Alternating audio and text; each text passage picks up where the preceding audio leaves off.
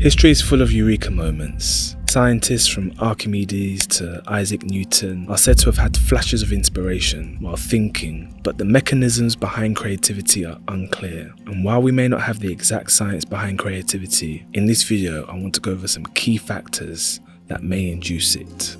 And when I did graphic design in uni, there were a few standout students, and back then I just thought that they were more gifted, more talented and more well versed in the world of graphic design. And it was almost magical the way they could take a simple idea and make it look so beautiful. Were they born or more wired to be creative? Or was it more of a case that they were just practicing some key principles for them to generate ideas? And I think for a lot of us, creativity just lays in silence, sitting there in the background, just waiting to be awakened. And I think at times we all have creative streaks, creative days, or even weeks. And at the time we may not know why we're having these creative periods. Now, I've always thought of myself as a creative individual, not just an idea in the sense of creating something from scratch, but also creative in a sense of solving problems. And in those cases, being creative has allowed me to open doors that may not have been necessarily been open to me. It has allowed me to achieve goals that were on the face of it seemed impossible, and overcome it where others would have just quit. The creative process can seem complex and contradictory. Its progress is non-linear. It's an entity that operates in this magical realm of the imagination. It's different thinking styles, it's different emotions, it's conscious and the unconscious all coming together, processing thoughts. It's surfacing the unexpected outcomes. And creativity is something that I've just been fascinated by. Creativity, I think, in all dimensions is a valuable skill. Creative thinkers are usually the ones spearheading change, solving problems and developing new ideas. And it's my theory that those who approach life using creative thinking can challenge current perspectives. And that may mean just thinking outside the box. It's like Apple's old saying, think different. Even taking techniques from one discipline and applying it to another. Being able to objectively present solutions through dialogue, reflection, or experimentation.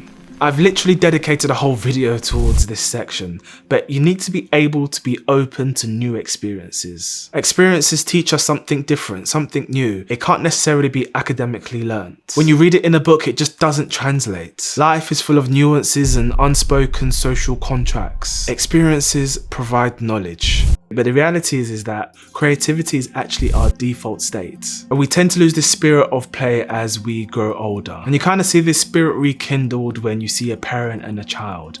When a parent is being silly and playing with their child, it gives them a free ticket to play in order to be free of judgment. And if you've ever seen a child play, they literally create worlds in their minds. And harvesting a childlike sense of play can transform the way you work. And even if you might have a creative job, you might still find yourself falling into the sense of seriousness. And I was listening to my manager the other day, and he really does balance seriousness with play. He's injecting jokes while being really professional.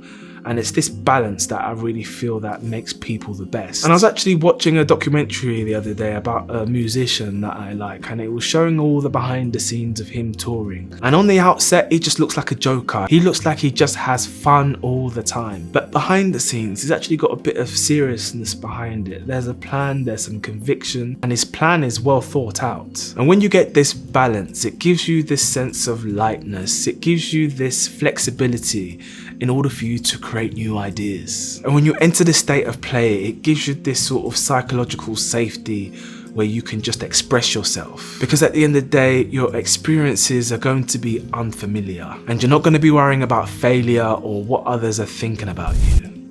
And this simply just means freeing your mind, not giving yourself any limitations. It means moving beyond the threshold that we indirectly put on ourselves. You're not bound by cost, technology, or time. Start with a clear question with a specific goal. And remember, there will be a lot of bad ideas that you might have, but you don't need to berate yourself. And when you enter the state of blue sky thinking, it's a time for you to write down ideas quickly before you start to dismiss them. And then later you can weed out the impractical ones, or those that aren't focused on the goal. And in the midst of your ideas, there will be nuggets nuggets of gold that will be able to help you achieve whatever goal you're trying to get to. There will be concepts that you can build on. New ideas are fragile, and cynicism may prevent you from being naive, but it is no use in the creative process. So find your judgment-free zones when we turn down the volume of those critics, and this could be even critics in your own head. The beautiful thing about being creative is that it can be done solitary or it can be done as a collective. There's a reason why we work in teams,